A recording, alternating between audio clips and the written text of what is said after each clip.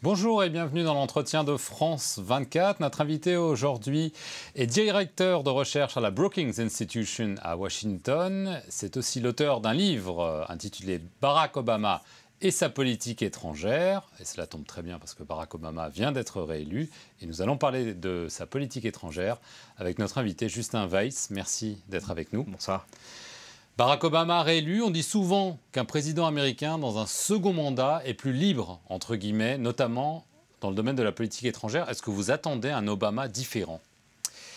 Dans ses grandes orientations, non. Il a les mains libres, ça c'est vrai. Ça ne veut pas dire non plus que le monde a changé et qu'il devient plus facile, par exemple, de régler le problème israélo-palestinien. En revanche, vis-à-vis du Congrès, vis-à-vis des contraintes électorales, il a davantage de capital politique et il faut se souvenir aussi que c'est en politique étrangère que les présidents en cours de second mandat peuvent le plus facilement laisser leur empreinte parce que, en règle générale, vis-à-vis du Congrès, leurs mains sont plus libres qu'en politique intérieure où il faut sans arrêt négocier avec le Sénat et la Chambre des représentants.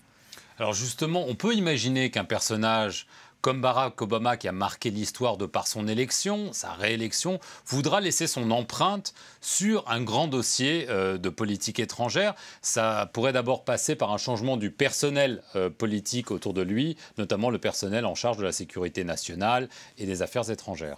Oui, mais il faut aussi se souvenir d'une chose. Ce que nous a enseigné le premier mandat d'Obama, c'est que le plus important et le premier conseiller d'Obama, c'est Obama. C'est-à-dire que il est avant tout, il est le décideur en dernier ressort. Contrairement à Bush ou même à Clinton qui donnait les grandes orientations et qui en effet décidait sur les options qu'on leur présentait, Obama, lui, va dans le détail des décisions. C'est un micromanager, comme on dit ? Et c'est un stratège. C'est un micromanager, c'est aussi un stratège. C'est-à-dire que les décisions n'ont pas été prises au Pentagone ou au département d'État par Hillary Clinton. Elles ont été prises à la Maison-Blanche et elles n'ont pas été prises par le conseiller de sécurité du président. Elles ont vraiment été pensées et prises par Obama. Autrement dit, si on veut des indications sur la politique étrangère des 4 prochaines années, il faut regarder qui a décidé au cours des 4 dernières et c'est Obama. Là, on parle quand même du départ de Hillary Clinton, une personnalité marquante. Le directeur de la CIA est parti dans des conditions un petit peu rocambolesques. On parle du départ aussi du secrétaire à la Défense. On risque quand même de se retrouver avec une nouvelle équipe. Pour vous, ça ne va pas changer ou ça ne va pas donner d'indication sur l'orientation du second mandat d'Obama ? Non, pas vraiment. Ces grandes priorités, on les connaît. C'est d'abord l'idée du pivot en général, c'est-à-dire de pivoter des guerres au sol. En Irak, ça c'est fini. En Afghanistan, il a commencé le retrait. Il doit le finir. Il doit le finir, et plus généralement du Moyen-Orient vers le monde en émergence. Quand il est arrivé en 2009, il a constaté que l'Amérique était enlisée dans ces 2 guerres au sol et qu'il fallait, et qu'en gros elle avait raté l'émergence du monde nouveau, c'est-à-dire le Brésil, l'Inde, la Chine bien sûr. Et donc il a fait vœu de la réorienter, l'attention de l'Amérique, de reconfigurer, de reformuler son leadership vers ce monde en émergence. C'est l'idée du pivot. L'idée du pivot qui est particulièrement nette pour, bien sûr, l'Asie-Pacifique. Ça, c'est la grande idée d'Obama. Au détriment de l'Europe. Au détriment du Moyen-Orient. L'Europe n'est pas, disons, le continent qu'on abandonne pour se tourner vers l'Asie. L'idée, c'est vraiment, après une décennie d'implication profonde et d'enlisement, en fait, au Moyen-Orient, d'arrêter, d'en faire moins pour cette région, pour se tourner vers la région qui représente l'avenir économique du monde et aussi bientôt le centre de gravité stratégique, même si le Moyen-Orient ne disparaîtra pas, c'est-à-dire l'Asie-Pacifique, avec, bien sûr, en ligne de mire, la montée en puissance de la Chine. C'est ça la grande idée. Si on veut en trouver une, Obama, c'est avant tout un pragmatique. Ça n'est ni un idéaliste, ni un réaliste, ni un néoconservateur. Il a essentiellement fondé ses décisions sur les effets qu'elles pourraient avoir. C'est un pragmatiste, on l'a appelé un conséquentialiste pour utiliser l'expression en anglais, c'est-à-dire qui s'intéresse avant tout aux effets de ses actions et pas du tout à des idées préconçues, à une idéologie. Mais ce pragmatique a une grande idée. Cette grande idée, c'est de reformuler le leadership américain pour l'adapter au monde nouveau, le monde en émergence et l'Asie. Alors, il risque quand même d'avoir un rappel à la réalité ancienne, entre guillemets, à savoir ce Moyen-Orient dont il voudrait se détacher, parce que parmi ses principales priorités, il y a 3 dossiers, la Syrie, l'Iran et Israël-Palestine. Bien sûr, c'est tout le problème du Moyen-Orient, c'est qu'on a beau vouloir s'en détourner, on est tout le temps aspiré dans l'Orient compliqué, en quelque sorte. Et je dirais, alors pas en termes de priorité, parce que sont pas les priorités politiques d'Obama. S'il avait à choisir, ça ne serait certainement pas des priorités, ce sont des dossiers qui lui sont imposés, ce sont des urgences en fait. Avant tout la Syrie, puisque la guerre civile y fait rage, et là je ne vois pas d'évolution très marquée de sa politique. Au printemps dernier, au printemps 2012, Obama a pris la décision de ne pas intervenir ou même de ne pas soutenir la rébellion de façon ouverte, notamment avec des armes antiaériennes. Je ne vois pas cette position changer. Là, tout l'effort d'Hillary Clinton et de Barack Obama, ça a été de conforter la rébellion pour qu'il y ait une opposition syrienne dont les Américains pensent qu'elle finira par prévaloir contre Bachar el-Assad. Je ne vois pas s'investir plus dans ce dossier-là. Malgré les appels, malgré la volonté de former une opposition peut-être un petit peu plus cohérente, vous ne voyez pas les Américains aide à l'opposition, aide non létale à l'opposition, c'est-à-dire de l'argent, du matériel de communication, oui.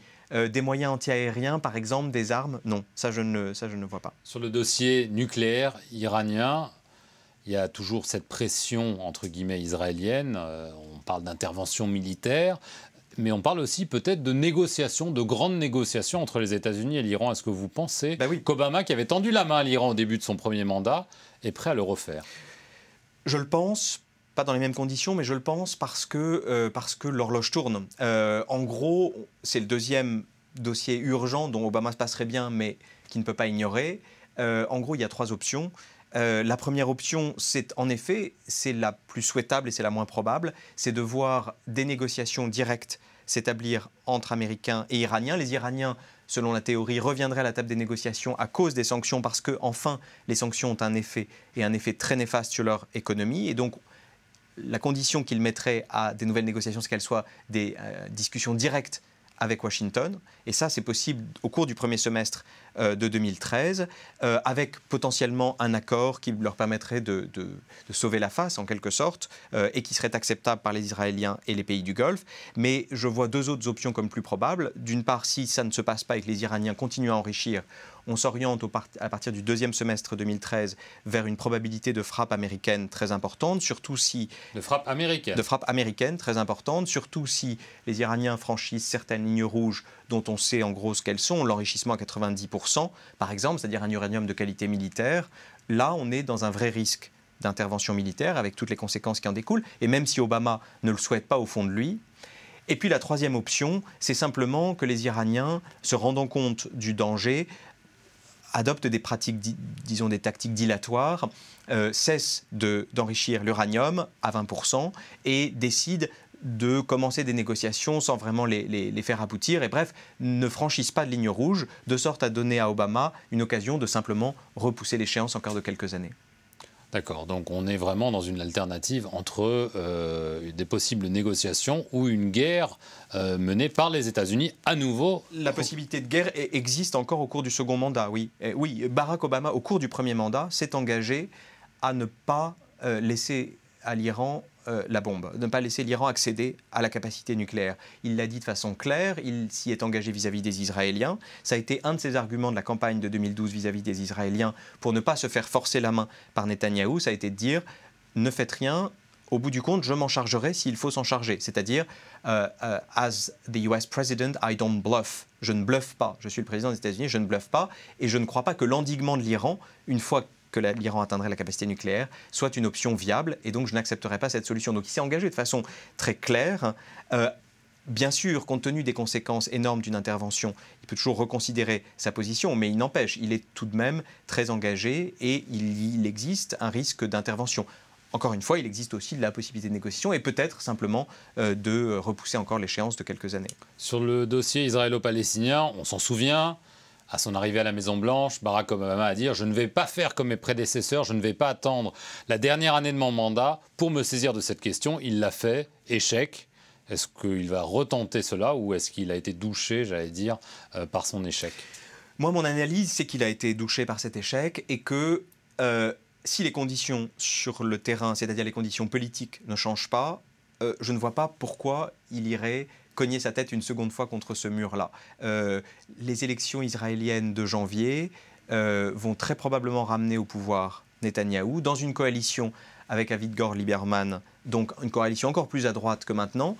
Je ne vois pas la marge de manœuvre qu'Obama pourrait avoir pour faire bouger Netanyahou, qui a si bien réussi à le faire échouer au cours du premier mandat. Autrement dit, à mon avis, il n'y aura pas de grande initiative sur le dossier israélo-palestinien, au moins pendant la première et la deuxième année. Ce qui pourrait le faire changer, c'est éventuellement un changement en Israël, ou alors d'être forcé à intervenir par ce que font les Palestiniens. Alors pas tellement la tentative d'avoir une reconnaissance à l'ONU d'un statut de non-membre, mais d'autres soutiens internationaux, une conflagration avec l'Iran, une nouvelle vague de violence. Peut-être que ça le forcerait à sortir de sa réserve, qui est très politique. Maintenant, certains conseillers du président disent « ce dossier est si important que même en l'absence de conditions qui seraient permissives, disons, Barack Obama se lancera ». Je suis très sceptique.